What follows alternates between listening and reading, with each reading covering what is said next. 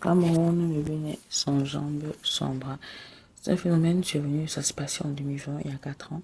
Phénomène survenu dans le département du Mongo, plus précisément à Paris-Bakem. Une maman a donné naissance à son sixième bébé. Le bébé ne possédant ni jambes ni bras. Elle a dit maman n'ayant fait aucune visite prénatale ni échographie. Cette malformation a pour nom le syndrome de la tétra-amélie. Alors, est-ce que vous avez déjà entendu parler du syndrome de la tétra-amélie? Pour le moment, car ce syndrome est un syndrome extrêmement rare. Vous posez sans doute de nombreuses questions autour de ce syndrome. Quelles sont les causes? Cela était l'échographie? Quel est le pronostic fœtal? Et plein d'autres. Alors, le syndrome de tétra-amélie est un syndrome extrêmement rare. C'est une maladie congénitale récessive caractérisée par l'absence des 4 membres du corps humain. Membres supérieurs et membres inférieurs. D'autres zones du corps humain telles que le visage, le crâne, les organes reproductifs, l'anus et le bassin ne sont pas risques car sont aussi affectés par une malformation. Cependant, une grossesse sur 71 000 serait à risque. Alors, quelles sont les causes? Le syndrome de la tétra-amélie est causé par les mutations dans le gène WNT3.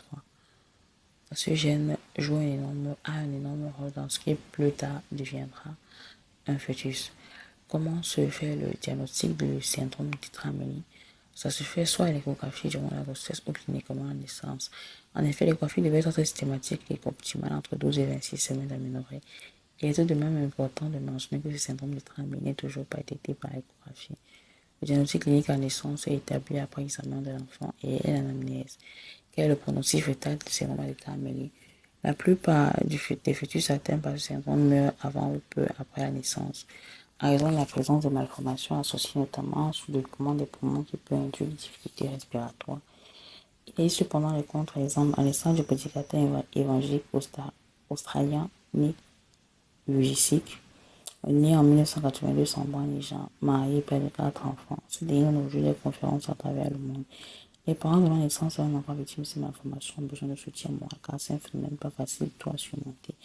Il est donc important de débuter les visites prénatales assez tôt et de suivre que les conseils chez les personnes de santé et aux besoins bénéficier d'une assistance médicale en ligne.